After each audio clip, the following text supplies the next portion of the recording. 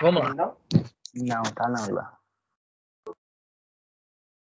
Vamos lá. Vamos falar hoje de direito canônico, tá bom? Então, qual é o bizu aqui? A ideia do direito canônico como um todo, ela vai trazer uma projeção sobre um direito que ele existia, ele coexistia ao mesmo tempo que a gente tinha o direito romano. Então, eu tinha tanto a aplicação do direito romano, quanto eu tinha a aplicação do direito canônico. A ideia do direito canônico, ela vai ser tão importante que somente depois do fim da Idade Média é que a gente vai ter essa ruptura, onde o direito canônico vai deixar de ter a efetividade. Essa ruptura do Estado com o direito canônico, ela se dá pela ideia de Estado laico. Então, quando ele se torna laico, é a laicidade, né, do Estado. Então, essa característica do Estado é ele ser laico. A ideia de laicidade. Então, a partir desse momento é que eu tenho a ruptura do direito mundano com o direito canônico. Quando o cristianismo se torna a religião oficial de Roma, o direito canônico ele passa a ser muito importante porque a Igreja Católica vai trazer condutas que eram repreendidas, ela vai trazer normas sobre o casamento. Então, daí a gente consegue tirar a percepção sobre o direito canônico. Agora, em termos processuais, nós podemos falar que o direito canônico ele tinha ali uma ideia ainda maior. Quer dizer, ele ainda excedia aquela ideia que a gente tinha como definição inicial. Estão conseguindo ver aqui o slide?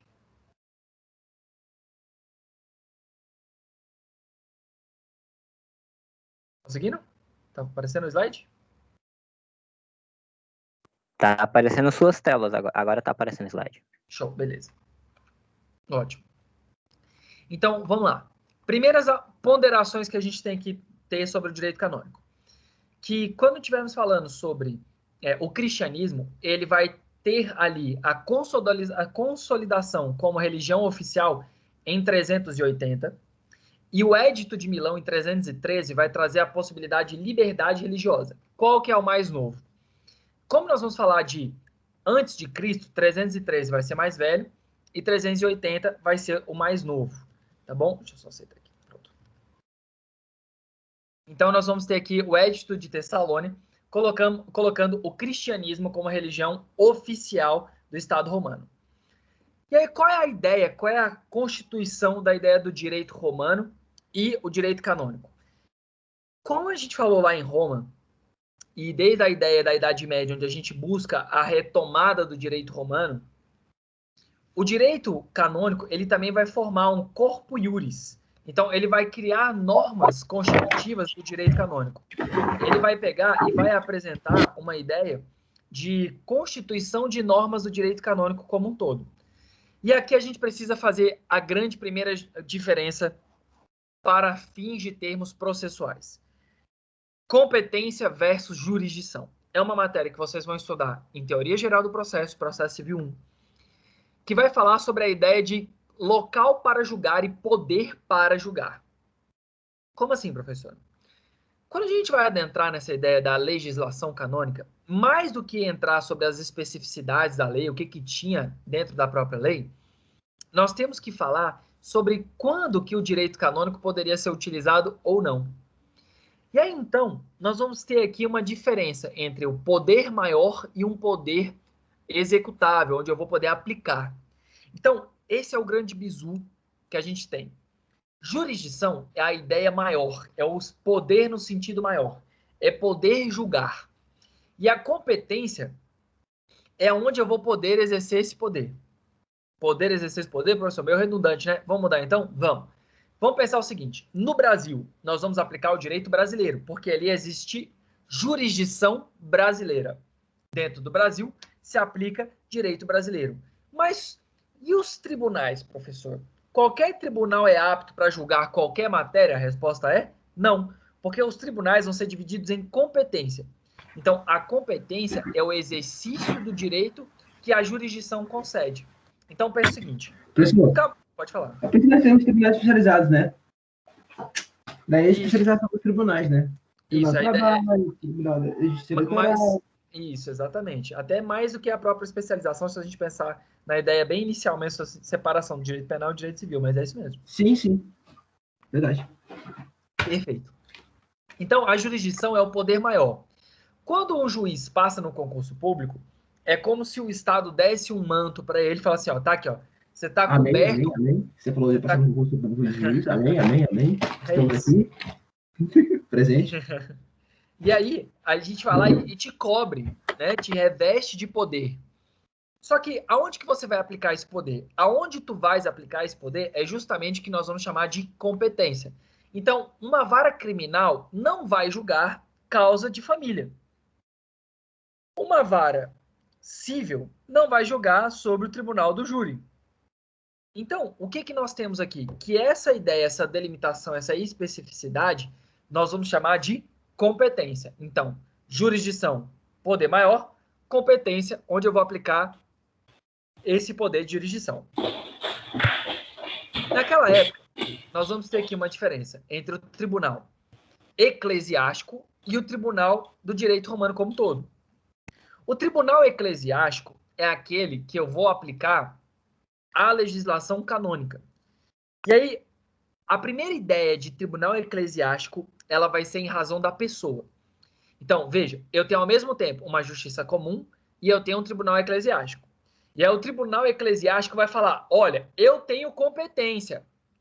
Competência é, eu vou poder exercer esse poder para julgar em razão da pessoa. Que é assim a ideia do nascimento de foro por prerrogativa. Então, o foro por prerrogativa é justamente a ideia de analisando a função, a pessoa, que é aquele indivíduo, ele vai estar sendo sujeito, eu vou analisar onde ele vai poder ser julgado. Então, por exemplo, hoje, o presidente da República, crimes comuns, vai ser julgado no STF. Se o juiz, ele comete alguma conduta, aonde que ele vai ser julgado? No Tribunal de Justiça. Então, essa ideia de foro por prerrogativa, ela nasce no tribunal eclesiástico, que é justamente em razão da pessoa. E aí nós vamos ter aqui 4 hipóteses de foro por prerrogativa, foro em razão da pessoa. O primeiro vai ser tribunal eclesiástico, perdão, para os eclesiásticos. O segundo, os cruzados. O terceiro, professores e estudantes universitários. E, por fim, os órfãos e viúvas. Né? Agora, tá bom, professor. Então quer dizer que essas 4 pessoas, elas poderiam ser julgadas pelo tribunal eclesiástico? Exatamente. Só que aqui vai ter um bizu. A diferença entre competência absoluta e competência relativa. O que quer dizer isso? Quando eu estiver falando de uma pessoa... Da matéria, né, professor? Exatamente, a razão da pessoa. Da pessoa? Da Nessa pessoa. época é da pessoa, né? Porque havia divisão de grupos, né? Por exemplo, os eclesiásticos eles eram julgados somente por tribunais eclesiásticos, né? Em razão da classe da que ele... prerrogativa, da função. Exato, era uma parada meio bizarra, assim, meio... Isso. Hoje em dia a gente tem por matéria, né? A gente vai Hoje em ter dia tanto pela matéria quanto pela pessoa. Sim, sim. Beleza? E aí, então, por exemplo, os eclesiásticos, como eles eram da igreja, membros da igreja, eles somente poderiam ser julgados por tribunal eclesiástico. Então, toda vez que eu falar que somente poderá ser julgado, nós vamos falar de competência absoluta. Então, ó, competência absoluta. Somente pode ser julgado por tribunal eclesiástico. Então, competência absoluta. Competência relativa, ele pode ser julgado pelo tribunal eclesiástico ou não. E aí, então, vou parar de compartilhar aqui e vamos dar um exemplo real. Vamos lá. Fala, Joaquim. A ação que versa... Boa noite a todos aí. Boa noite, meu cara. Por que o senhor não entrou no link lá para o amigo secreto, hein? Eu nem vi o link. Vou começar a cortar a ponta do senhor também, ué. Eu não vi o link. Tá lá no grupo? Tá no grupo lá. Tem que me avisar. Pois é, ué, tá lá. Vou entrar. Alô. Não fechou não, fechou? Fechou. Não, o grupo tá liberado lá. Eu vou abrir. Alô. Vou entrar lá. Vamos lá, vamos pensar aqui, ó. Causa consumerista. Digamos que vocês vão comprar, né, um aparelho nas Casas Bahia. Eu fui lá nas Casas Bahia.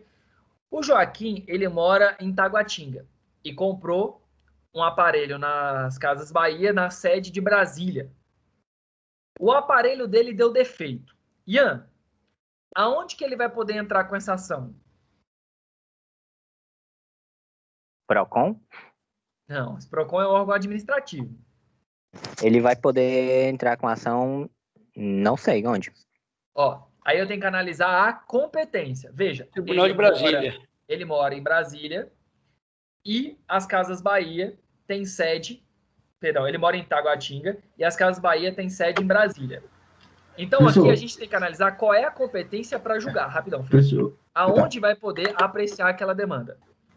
Então, Tá bom. veja, é uma relação consumerista e eu tenho que verificar aonde ele vai poder propor essa ação. É isso que a gente fala por competência. Qual é a competência para poder julgar essa ação? Nesse caso, relação consumerista, se for o consumidor entrando com a ação, ele pode tanto no domicílio do réu quanto no domicílio dele.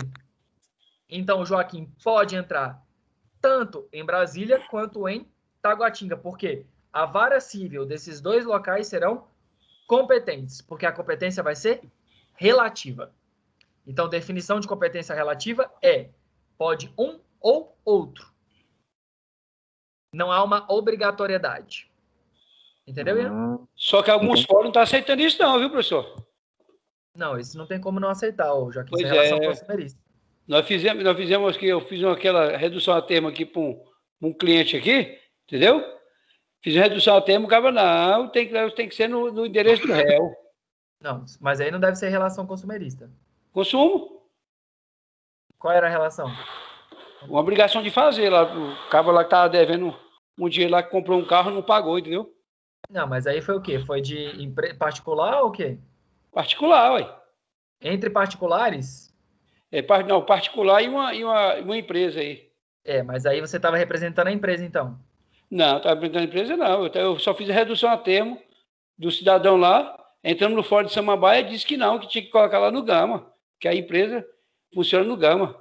Não, relação consumerista está Pois errado. é. Achei estranho também isso aí. Não, relação consumerista está errado. É por isso que você precisa de um advogado, né? Pois é.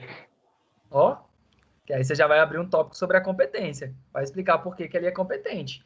Porque relação de consumo, tanto no domicílio do autor, quanto no domicílio Eu do também. competência relativa. Mas só foi esse caso só. Os outros não. Os outros deu normal. Não, isso aí é absurdo. É absurdo. Rapidão, Ian, antes de tu, só o Felipe, porque o Felipe tinha levantado também. Fala, Filipão.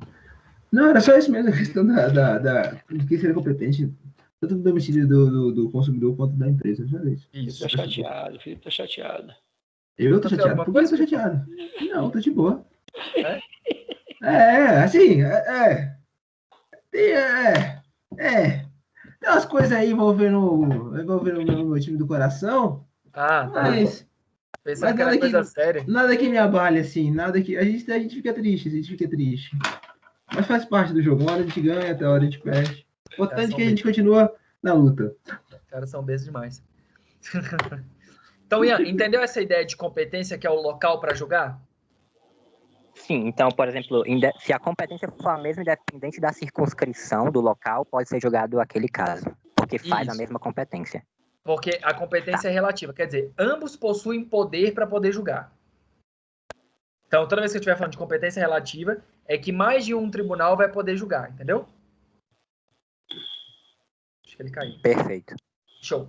Então, essa é a ideia de competência relativa. Então, o exemplo do caso aqui que eu falei é uma relação de consumo. Então, a lei do consumidor vai falar que, para o consumidor, ele pode entrar com uma ação tanto no domicílio dele quanto no domicílio do réu.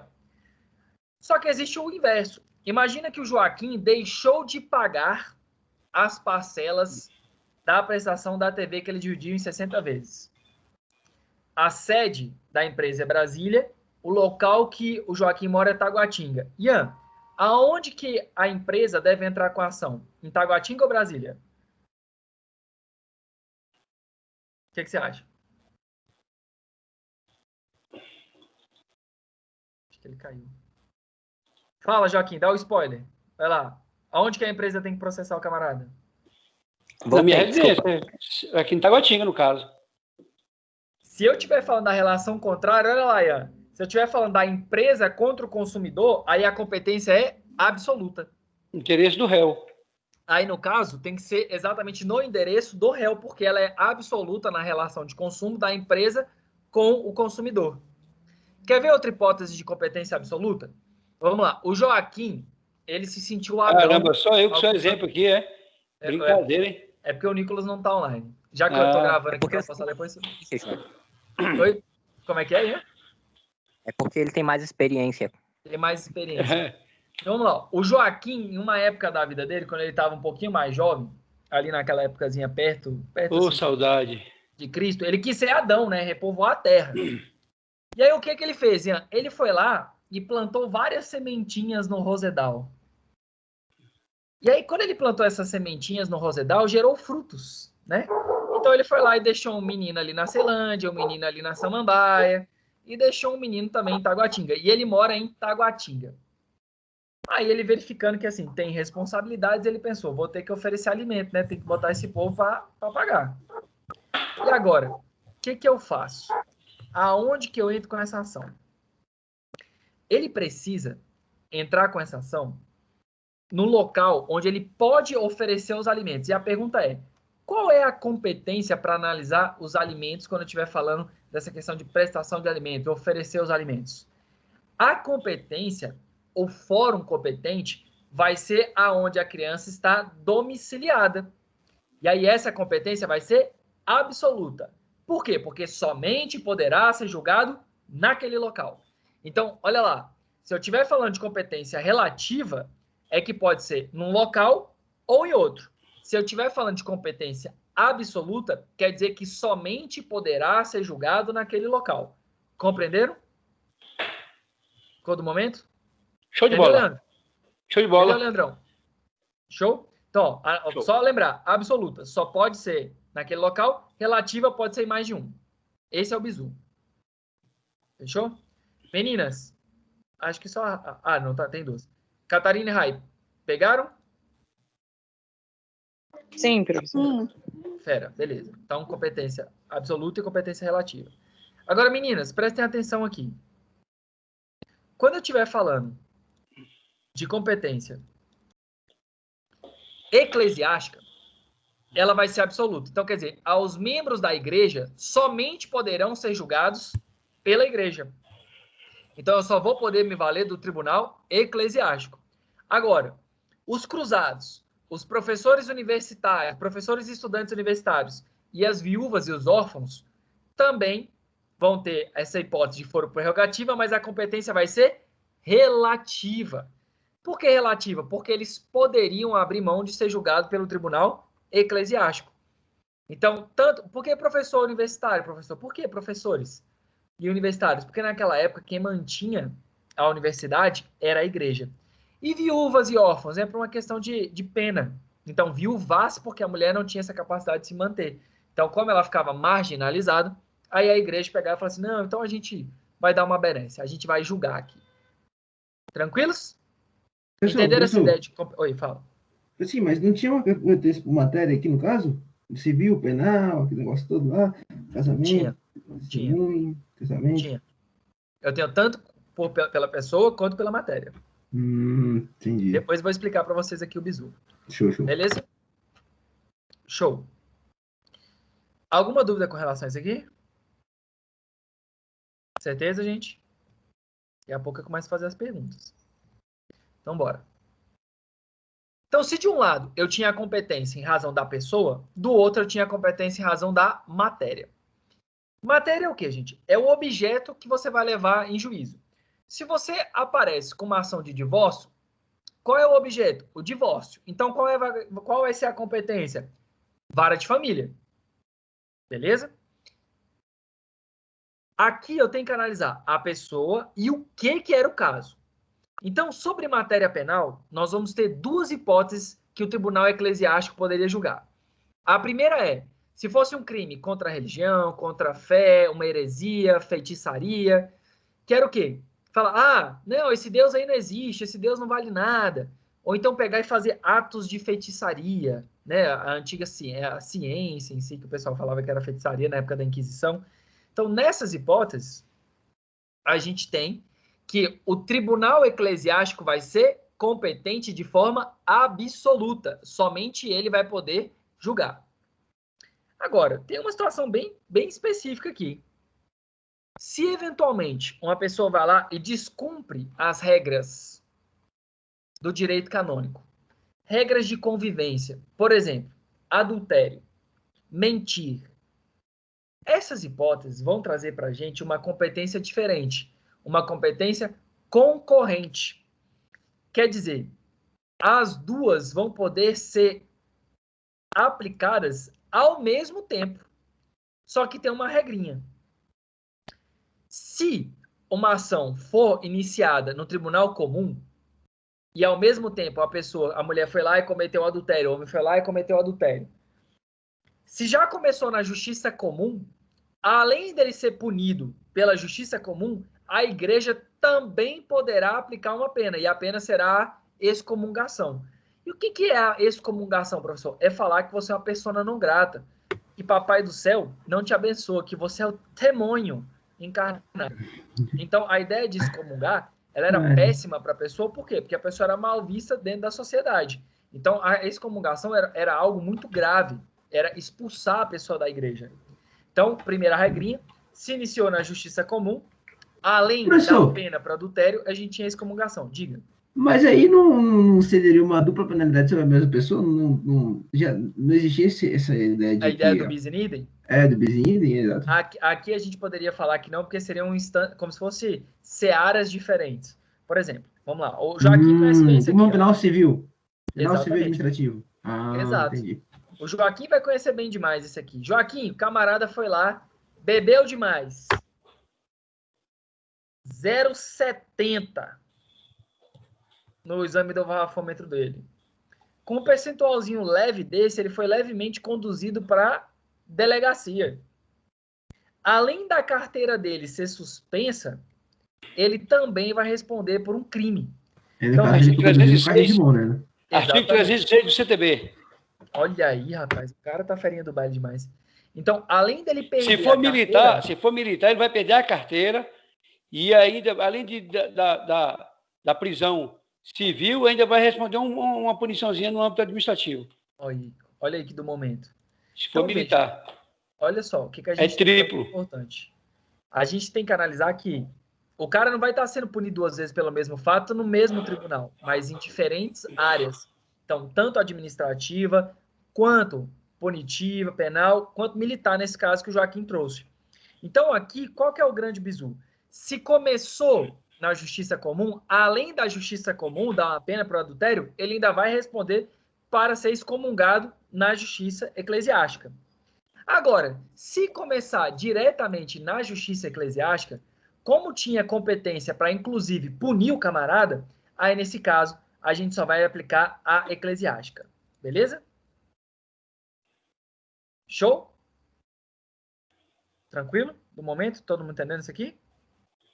É meio que uma ideia de, tipo, Deus tem a palavra final, né, no caso. Eu pensei que o senhor ia fazer propaganda da empresa aí, o pessoal beber passando a blitz. De cliente aí. Essa semana foi fraca aqui, viu?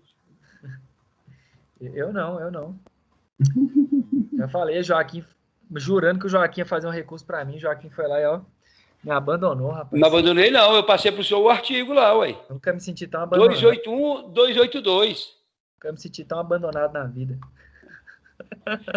Você sabe a história que o cara chegou no escritório do advogado e perguntou pro advogado bem assim: doutor, quanto é que o senhor me cobra por 2 perguntas? Você sabe qual foi a resposta que o advogado deu? Ele vai falar o valor e vai perguntar a próxima. Pois é, desse jeito aqui também, ué. O cara é bom mesmo, é isso mesmo. Nem o relógio trabalha de graça, Joaquim, isso. Parabéns, é isso. Você sabe que já está devendo os honorários aqui, né? Maria, que absurdo. Bora, Zé, vamos lá.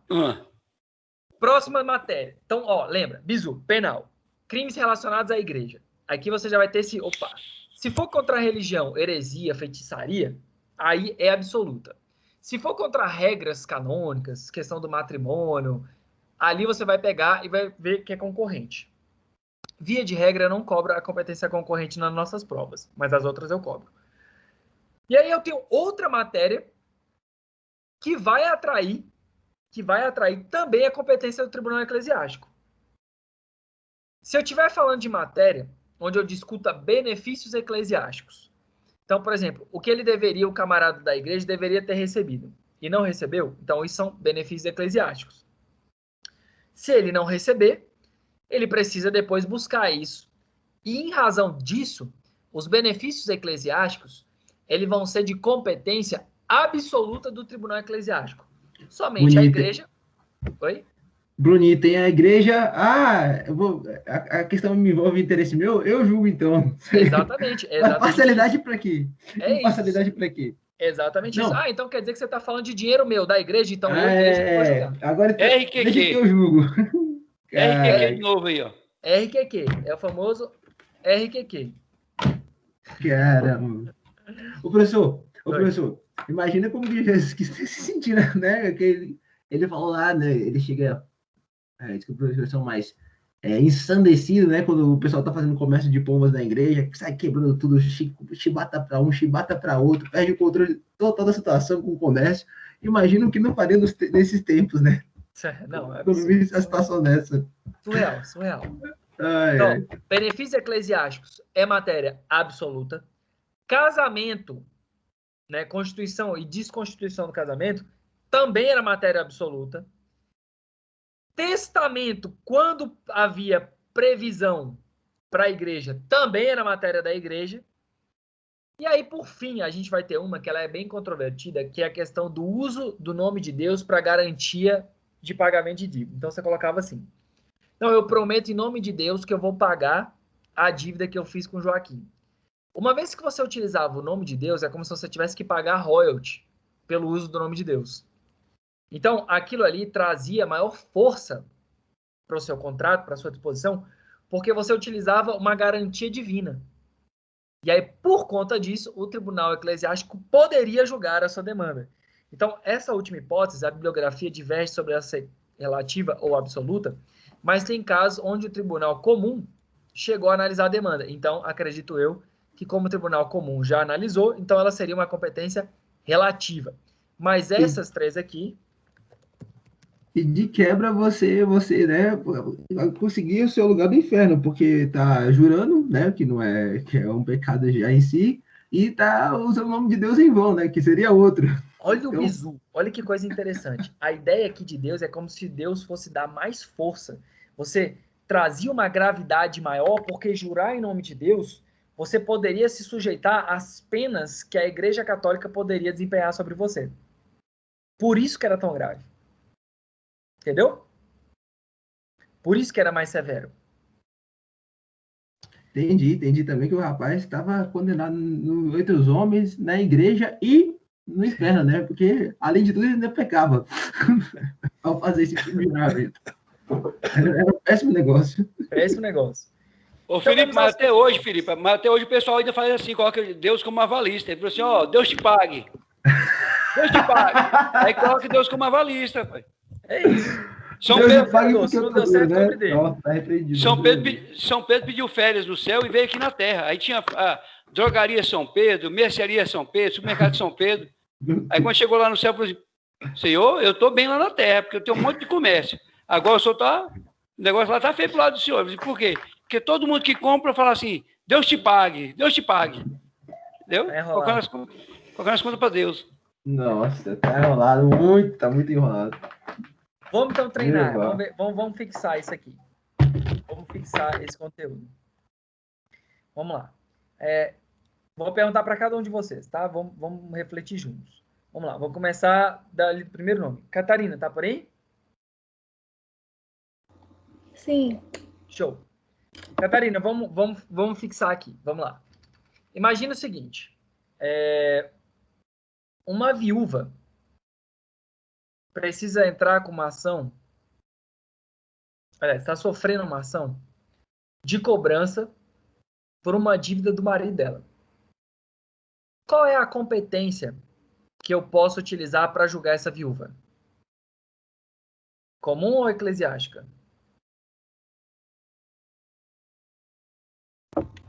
Eu acho que é eclesiástica. Você vai poder utilizar qualquer uma das duas, porque a competência vai ser relativa. Ah, sim. Show. Certo. Joaquim, vamos ver se você está atento. O Joaquim é viúvo. Né? Ele perdeu a esposa. Deus me livre. Ele perdeu a esposa e aí ele foi lá num dia, ele estava muito chateado, ele vai lá e comete um crime de roubo, esperando ser punido. Joaquim, qual é a competência para julgar você? A competência é justiça comum. Por quê? Porque é relativa, né? É relativa, não, absoluta. Não, negativo. Justiça comum. Por quê? Porque ela só vai ser relativa no caso da viúva. Vez. Da viúva. Só vai pra mulher, é isso? Só pra vale mulher. pra mulher? O viúvo, não. Olha A aí, viúva, rapaz. viúvo, ele não pode se valer do tribunal eclesiástico. Pois é, justiça comum. Também. Justiça comum, beleza. Tava certinho ali no primeiro chute. Justiça comum. Deixa eu ver ali agora. Ian, você. Vamos lá. Ian, Valia pra viúvos também. tu é um cruzado. Beleza? Tu participou das cruzadas. E você era casado. E agora você precisa dissolver o matrimônio. Qual é a competência para dissolver o matrimônio? No caso, seria a competência eclesiástica. Isso. Por quê? Porque na matéria civil tem lá especificando sobre os casamentos e afins, é algo relacionado à competência eclesiástica também. Exato. Porque era eles que faziam isso. Exatamente. E a competência vai ser absoluta, em razão da matéria. E aí, olha o peguinho que eu posso colocar na prova. O cruzado, a competência vai ser relativa, mas a matéria, se ela for absoluta, quem que ganha? Aquele que for absoluta vai incorporar a relativa. Sacaram? Entendeu? Todo mundo entendeu? Júnior, vamos lá. Pra ti essa. Pra ti. Júnior, eu tenho um eclesiástico, e ele foi lá e cometeu o crime de homicídio. Qual é a competência para julgar o eclesiástico? Ah, sim. Eu cheguei agora, né? Como todos sabem. Vou chutar no eclesiástico. Exatamente, eu escolhi a mais fácil porque eu sabia que você não estava aqui no começo. Eclesiástico, a competência vai ser sempre absoluta. Então, se lá na questão de vocês aparecer assim, eclesiástico, aí você, ô papai, me dê, vou aqui, ó, marcar aqui, eu já sei, eclesiástico, a competência é absoluta, sempre absoluta. Fechou? Esse bizu é do momento. Bora, Filipão. Professor, antes de perguntar, deixa eu perguntar aqui. E no caso da usura? Usura vai entrar no crime contra os costumes da igreja. Então a competência não é concorrente, a competência ela é eclesiástica. Concorrente, pode ser qualquer uma das duas. Mas a relativa não. É porque no caso da concorrente, aí você vai lembrar daquela regra. As duas, inclusive, podem atuar ao mesmo tempo. Entendi, é verdade. Tá. E no caso do adultério? Também vai ser concorrente. Justiça comum e eclesiástica, concorrente, tá certo.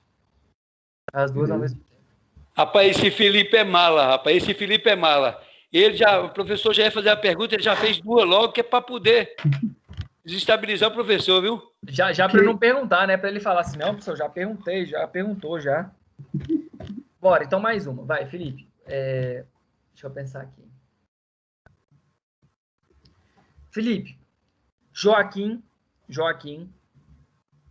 trabalhador do comércio, ingressou com a ação contra Felipe, professor. Qual é a competência para eu poder entrar com uma ação de cobrança? Ação de cobrança? Isso. É civil, não é? Civil. Isso, mas contra o Felipe vai ser o quê? Justiça comum. Justiça comum. Comum ou eclesiástica? Comum. Comum, por quê? Porque trata-se de matéria civil, né? Matéria tratadas pela justiça comum.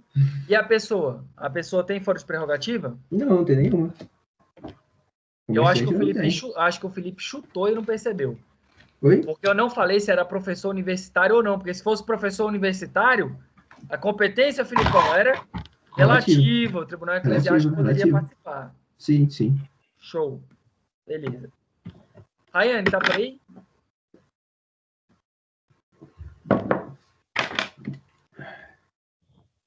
Péssimo. Tá caindo e voltando toda hora. Mas pode perguntar. Vamos ver então, só para fixar essa ideia de competência. Se você já atua, você vai pegar na lata.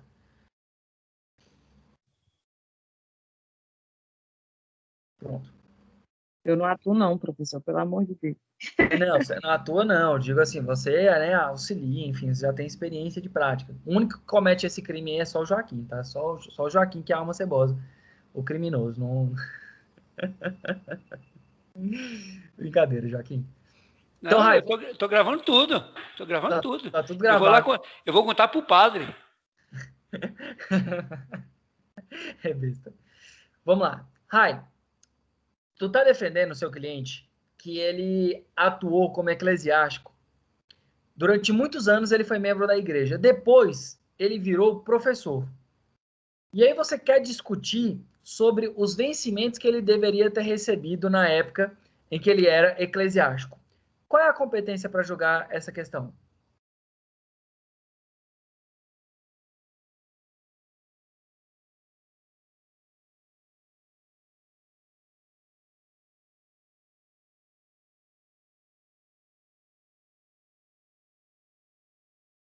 Talvez ela tenha caído. O dela dá para... Professor, eu não ouvi a pergunta. Minha internet está péssima. Pode fazer de novo, por favor. É o seguinte, o seu cliente trabalhou na igreja um tempão, e aí você foi lá e foi representar ele. Hoje ele é professor, mas você quer pegar e discutir sobre esses vencimentos que a igreja deixou de pagar ele. Qual é a competência que você vai entrar cobrando esses vencimentos?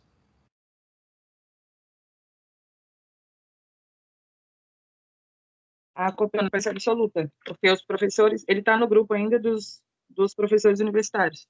Não, olha o bizu. A competência do professor é relativa, mas se eu estiver falando de benefício eclesiástico, o vencimento eclesiástico vai ser absoluto em razão da matéria. Toda vez que eu tiver um com absoluto e o outro com relativo, você vai sempre utilizar o absoluto. O absoluto sempre é maior do que o relativo. Tranquilos? Ok, Show? obrigado. Beleza, do momento. Do momento.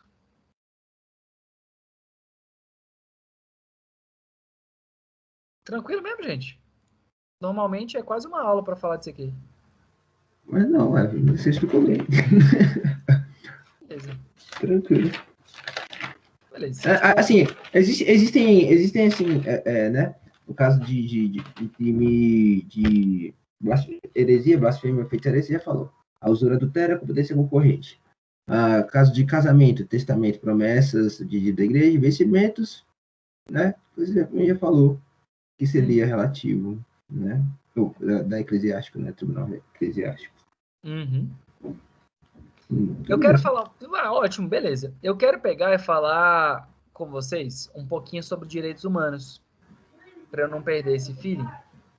Então, eu quero trabalhar um pouquinho com vocês sobre direitos humanos. Vamos lá. Gurizada, direitos humanos quer dizer direito dos manos? Não, gurizada, não é isso. Quando a gente fala de protetor dos direitos humanos, a ideia é o seguinte: eu busco preservar a imagem, a integridade do indivíduo, porque o direito penal ele tem que trazer um teor preventivo. Porque se eventualmente o direito penal tiver que ser aplicado a você, cidadão de bem, que achou R$50 e não devolveu, Júnior, achou R$50 na rua.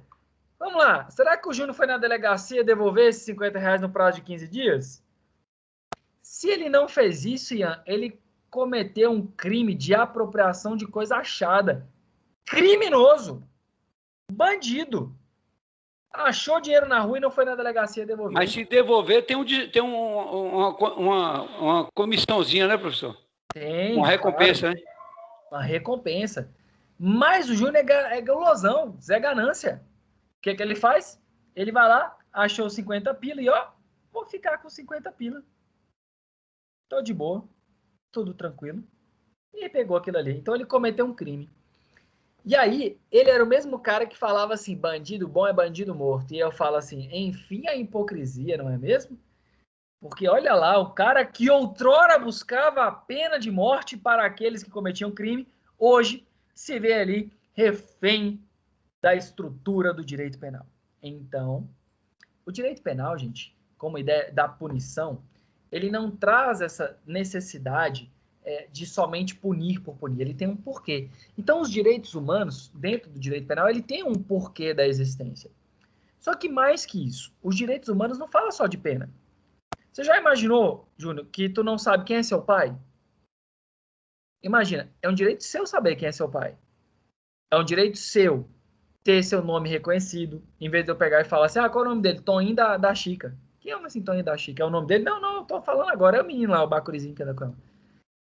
Você tem o direito ao nome, você tem o direito à personalidade, tu tem direito a uma nacionalidade, que é a ideia de falar assim, todo cidadão vai ter uma nacionalidade, para ele não ser uma apátrida, uma pessoa sem nação, sem origem. Então, os direitos humanos, eles trazem um aspecto maior, mas pasmem. Durante muitos anos, a gente não teve a ideia de fato, direitos humanos. Então, nós vamos ter diversos documentos que vão trazer essa percepção de como foi constituído os direitos humanos. E aí a gente pode falar que os direitos humanos vão ter assim o seu grande ápice depois da Segunda Guerra Mundial, que vai vir com a Declaração Universal dos Direitos Humanos. Mas tem algo antecedente, que é a Carta do Cidadão e do Homem. Se não me falha a memória, foi 1779. Vou conferir aqui agora. O bom da aula remota é esse, que eu posso pegar e colocar aqui.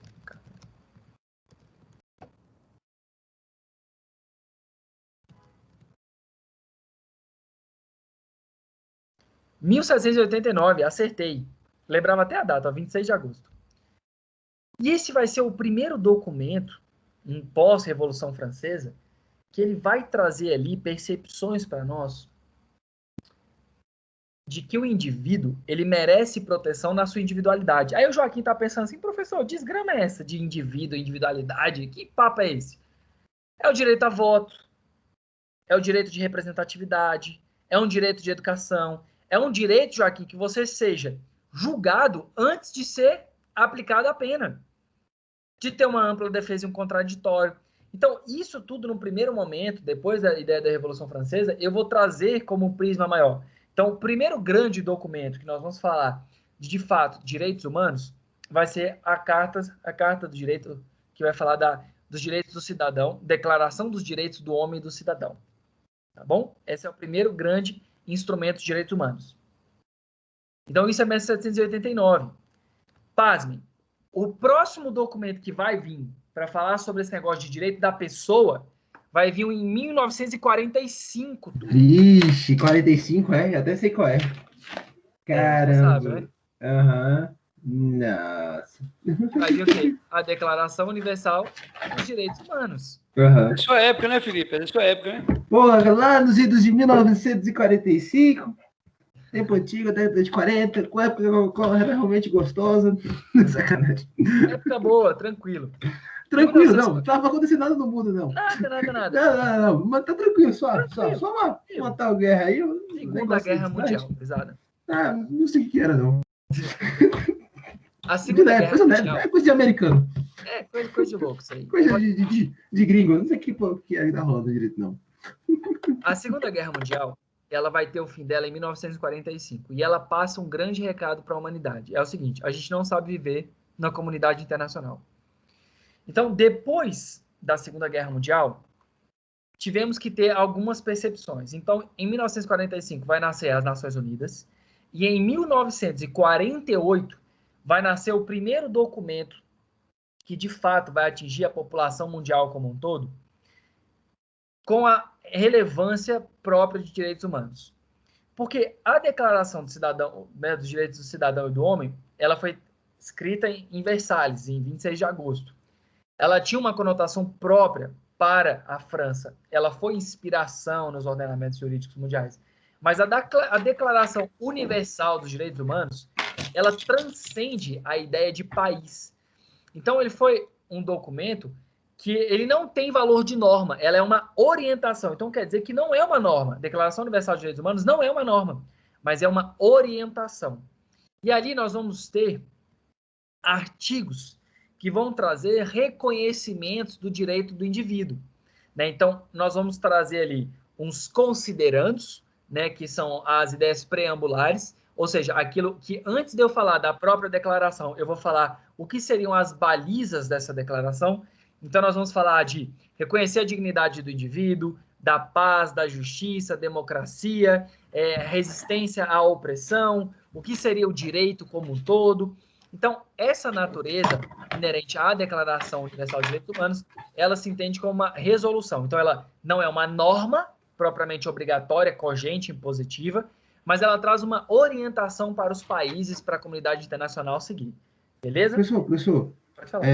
Eu tenho alguns, posso citar alguns que você citou, inclusive na videoaula, que seria bem legais. Eu queria muito ouvir sobre a Constituição de Weimar, de 1919, e entender um pouco sobre essa encíclica papal do Papa Leão XIII. Rerum Novarum. Rerum Novarum, isso. Eu não ia arriscar a pronúncia, não. Mas aí você falou...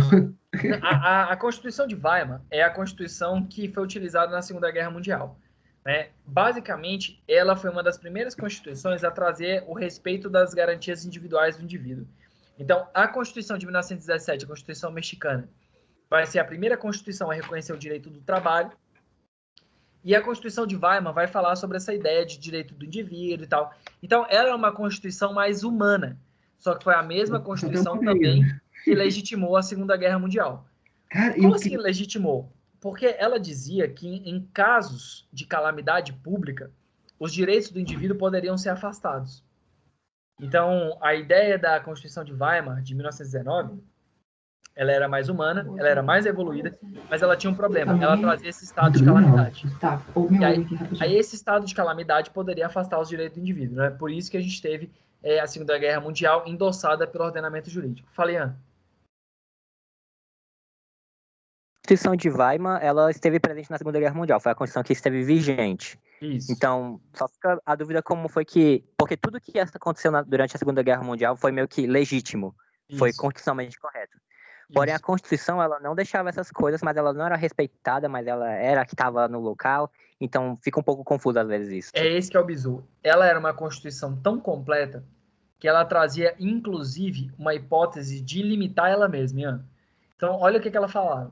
Se tiver um estado de calamidade pública, eu posso reduzir os direitos e garantias fundamentais. Errou! Né? Olha lá. Não, mas no Brasil a gente também tem isso, viu? Não, e aí, sabendo que o Brasil também tem isso, eu fui tentar acessar o Tratado de Versalhes, né, para poder ver se tinha alguma disposição no Tratado de Versalhes. E pasmem, cara, quando eu fui acessar o decreto, eu até anotei aqui, o decreto que publicou a lei, né, o decreto 13.990, de 1920, a versão do Tratado de Versalhes que está lá, além de estar em inglês, ela está ilegível. Não dá para entender uma palavra sequer, porque está tudo... Sabe aquela digitação porca, que o cara digitaliza metade de uma página e outra metade da outra página? E a letra é tudo apagada? E eu não consegui conferir se o tratado... Mesmo eu entendendo inglês, eu entendo um pouquinho de inglês, eu consigo ler alguma coisa ou outra. Inglês meio macarrônico, mas vai. E aí eu não consegui ler, cara. Não consegui ler para ver se tinha alguma disposição sobre isso no Tratado de Versalhes. Inclusive, eu ouvi falar que tinha, sobre limitação dos direitos humanos lá previsto. Não sei, na verdade, o Tratado de Versalhes, ele vai acontecer pós Primeira Guerra Mundial. Exatamente. E aí é uma sanção contra a Alemanha. Sim, então, sim. A ideia da sanção contra a Alemanha, por quê? Porque a ideia é o seguinte. Na oportunidade, como a Alemanha era uma potência em ascensão, então o Tratado de Versalhes buscou mitigar a Alemanha. Então, mitigou assim, o próprio exercício do direito daquele país. Né? E então aquilo ali gerou o Partido Nacionalista, né? Assim, não gerou, mas fez com que ele criasse força. A gente tem aqui exatamente esse caso hoje, né? Quando o governo petista ascendeu, você tinha uma figura da direita já se repetindo. Então, a partir do momento que você não tem uma alternância do governo e aquilo ali começa a ficar muito enraizado, passa a nascer um movimento contrário. Depois que você teve o PT, que era a representação da esquerda, também enraizado, você tem também uma resposta, né, proporcional, que foi os movimentos da direita. E aí, a partir do momento que o PT teve a questão dos escândalos com corrupção, aí nasce ali a legitimidade para uma resposta extrema. Então, se eu tenho um extremo de corrupção, eu quero um extremo de tolerância. E por isso que você teve uma plataforma eleita pelo presidente Bolsonaro. Porque a ideia dele, toda a propaganda política dele, era voltar essa ideia do extremo contra a corrupção. Então, durante toda a história é cíclico, tá? Toda vez que nasce um extremo, nasce um extremo antagônico. A gente vai falar disso quando a gente for falar um pouco sobre idade contemporânea e essa ideia da encíclica, da Constituição mexicana, que vai ser a próxima aula, que é justamente essa ideia de toda vez que tem um extremo, nasce um extremo antagônico, tá bom? Mas voltando. Mas assim, enquanto ao Tratado de Versalhes, ele permite essa disposição de simplesmente mitigar os direitos e garantias fundamentais? Não é mitigar os direitos e garantias fundamentais. Mitigava o próprio exercício de direito. Por quê? O exercício do direito, né? O Tratado de Versalhes foi uma sanção contra a Alemanha. Então ele limitava Não mesmo o contra o exercício dos indivíduo. direitos fundamentais. Exercício do direito da Alemanha, não exercício de direitos fundamentais. Então a Entendi. Alemanha não poderia constituir exército tanto. Sim, tanto. eles tinham Tinha que pagar limitações, multas inclusive, absurdas. de arsenal bélico, limitações do tamanho do exército, tinha Isso. os encargos, né, por ter perdido a guerra. O que mais que tinha que vai de cabeça? Mas Teve isso- sanções econômicas, né, que multa, limitavam, tinha que pagar. no sentido de que... Não, até o próprio fornecimento. O próprio fornecimento de suprimento para a Alemanha era reduzido, né? Tipo, eles tinham uma dificuldade imensa de conseguir manter o Estado funcionando, porque faltava tudo, né? É isso. Então, quase acaba que catarinesa. a ideia do Tratado de Versalhes foi sobre a Alemanha, não sobre os indivíduos. Agora, voltando aqui para a questão do Ian. Ian, no Brasil tem pena de morte? Tem, mas é muito específico, com os militares. É bem específico, não Aí, é olha normal. só, olha que interessante. A vida é um direito absoluto? Sim, Então você acabou de me falar que um direito absoluto pode ser relativizado. pode. Então o que acontece? A gente não pode falar de nada ser absoluto, por quê? Porque ele pode ser relativizado. Então, por exemplo, a Isso é propriedade estado de privada... guerra, estado de sítio, né? Estado de guerra, exato. A propriedade privada é um direito do indivíduo, Ian? Sim, é uma garantia do indivíduo. Em tempo de guerra, o Estado pode desapropriar. Inclusive, existe expropriação do Estado também. Então, acaba que a gente não tem direitos absolutos, né? Os direitos, eles vão Tudo se relativo. ponderar. Eles vão se ponderar. A ideia é que a gente até fica brincando, é um memezinho, você fica falando, no direito é tudo relativo. Na verdade, é que eles se ponderam. Para quem quiser anotar, essa teoria, a teoria da ponderação, ela é de Ronald Dworkin, tá bom? Ronald Dworkin é chamada teoria da ponderação. Os direitos não brigam, eles se ponderam. Uma hora eu aplico uma coisa, outra hora eu aplico outra coisa. Então, há uma ponderação entre os direitos. Então, no Brasil, tem pena de morte? Tem pena de morte. Quando? De um Estado próprio de guerra. Então, o direito à vida é garantido pelo Estado brasileiro? É, só que há uma ponderação entre os direitos. Bom? Então, Ian, a mesma ideia foi aquela da Constituição de Weimar. Ela trazia essas ideias de proteção dos direitos individuais, mas, em caso de calamidade, você suprimia. Então, o que acontece? Quando o Partido Nacionalista ascende ao poder, ele vai lá e suprime os direitos e garantias individuais, e aí, então, você tem as primeiras leis, que vai ser a lei da eugenia, que vai pegar e falar que pessoas que tinham alcoolismo, depressão, não poderiam ficar na sociedade. Depois você vai expandir isso para a relação homoafetiva, porque os homossexuais não reproduziam.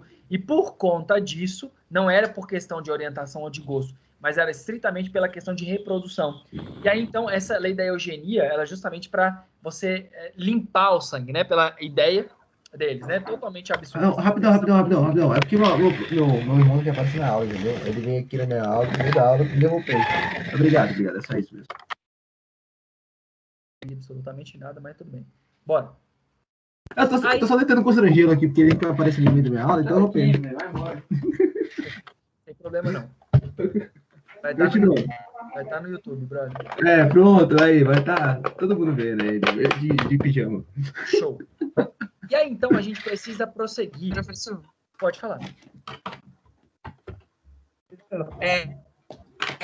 com relação ao que você está falando aí, por causa dessa peculiaridade das normas, que foram criadas, que foi criada a técnica de ponderação, essa adequação de necessidade à proporcionalidade.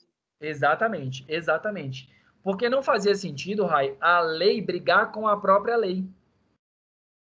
Então, uma vez que a lei brigava com a própria lei, não fazia sentido, o ordenamento jurídico entrava em conflito.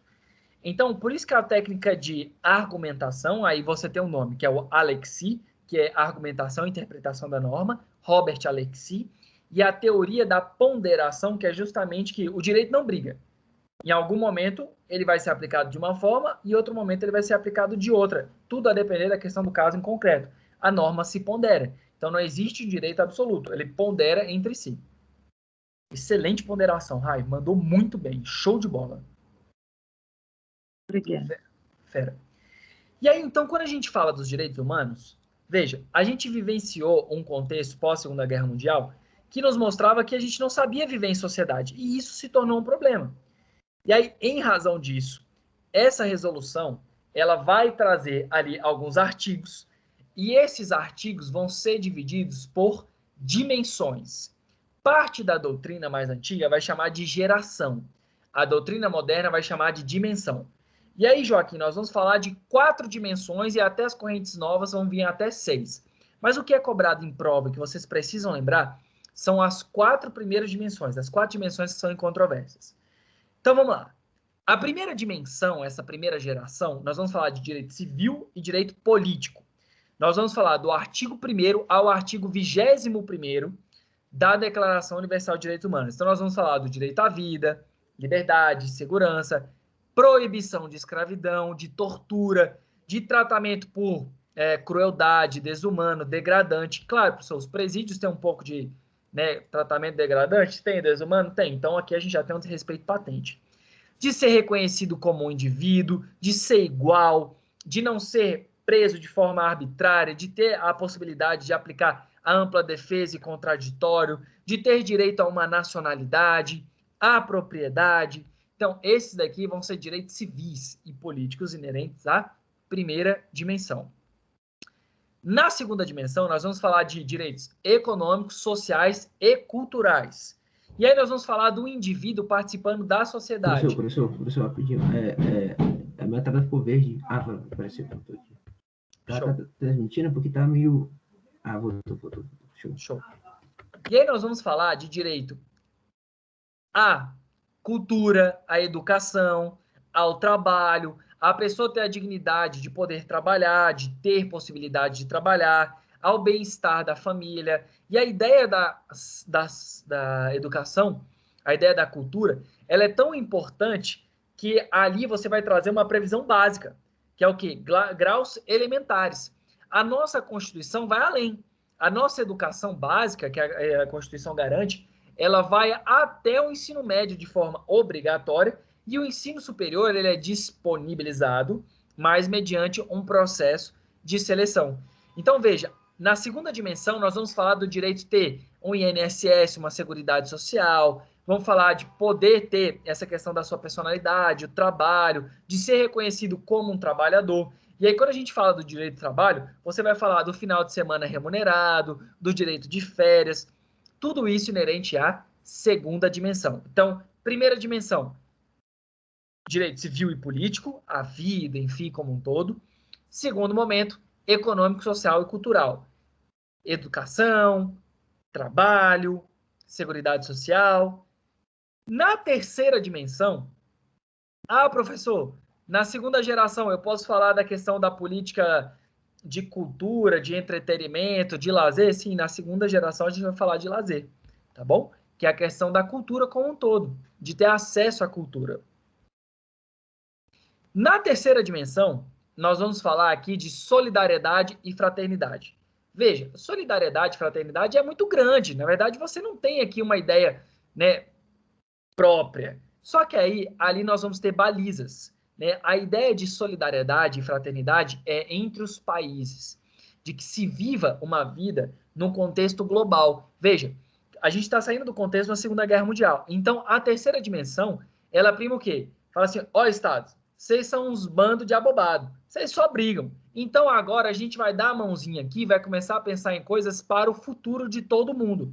E aí vai pensar, meio ambiente envolve o quê? Todo mundo, a vida saudável, progresso, avanço tecnológico.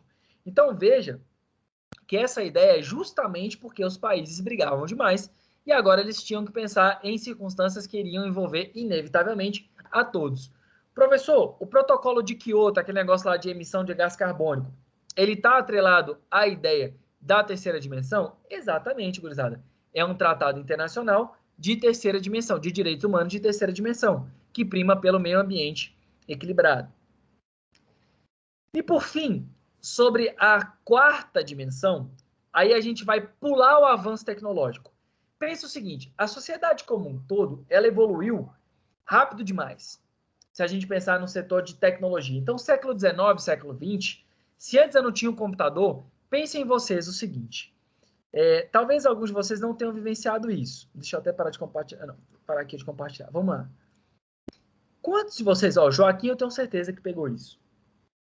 Joaquim, a gente pegou TV de não ter controle remoto. Lembra disso, Joaquim?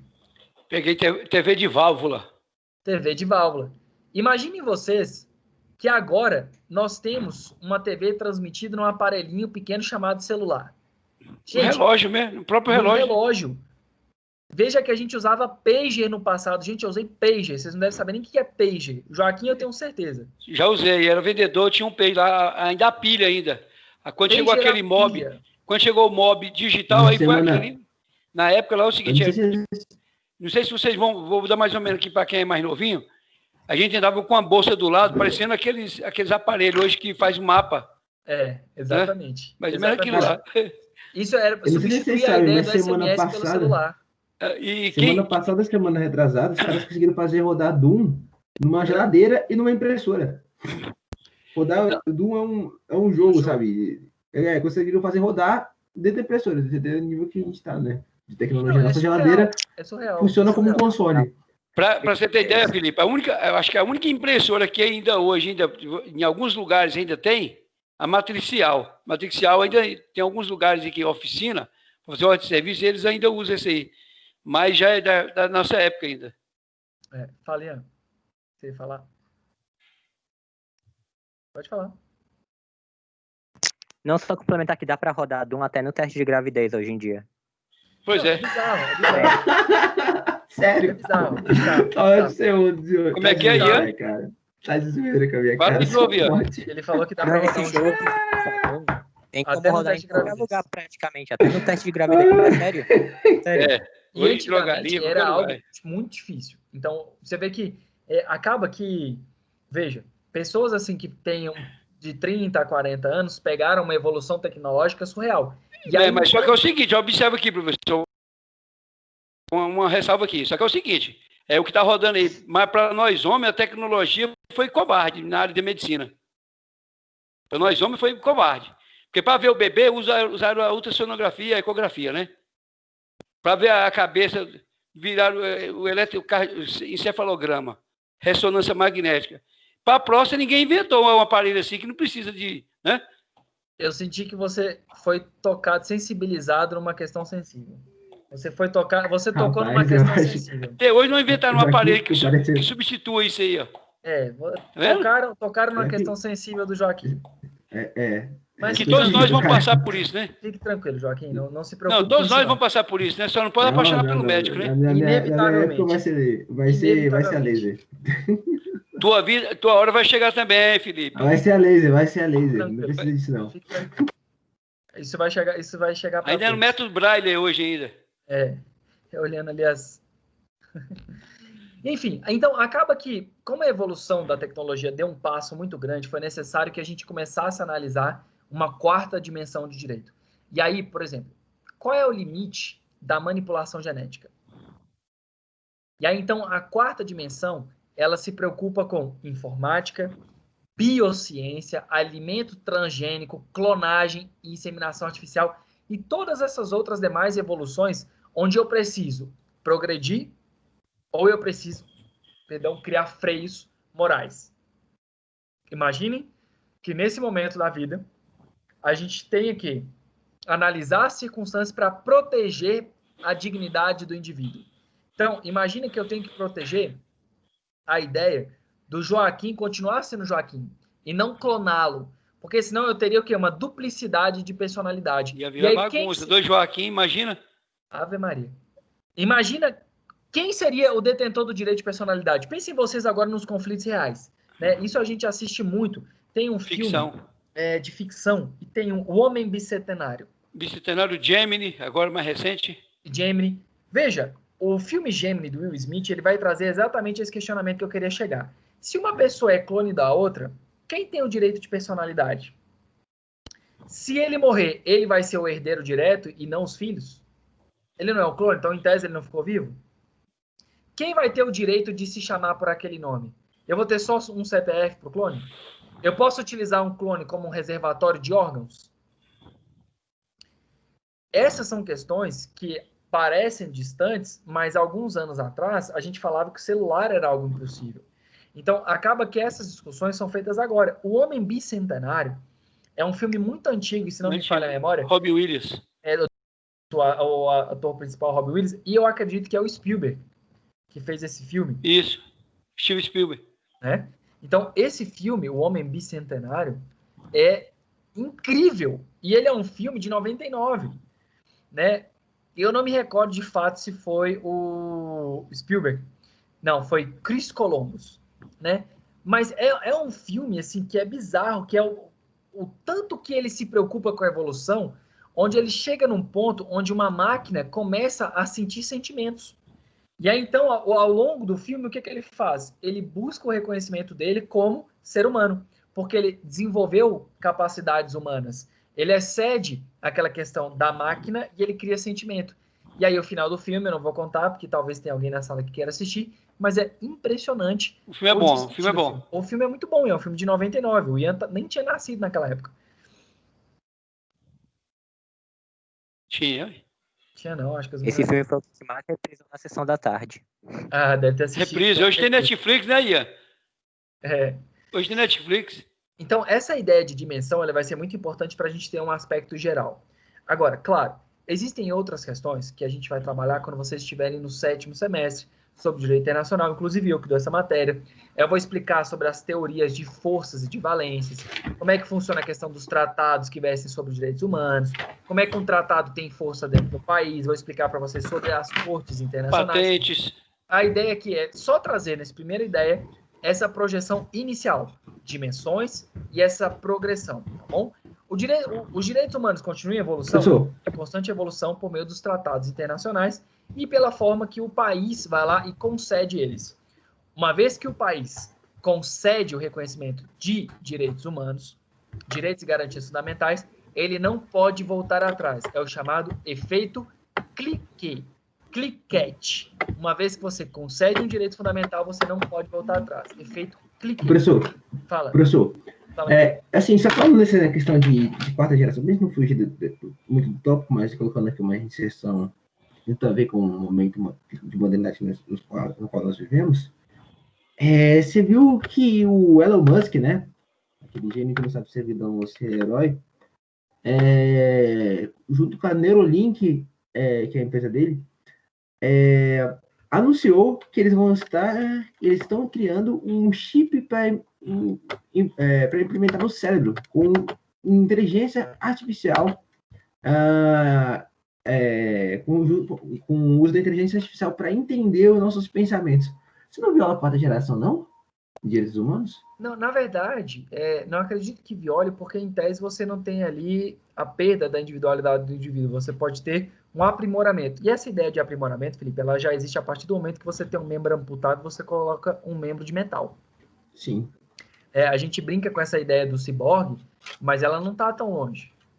Ela não está tão longe. Já foi o tempo que a gente tinha essa ideia de estar tão longe. Hoje em dia, já tem vários mecanismos que eles trabalham com os impulsos elétricos do cérebro e acabam gerando movimento.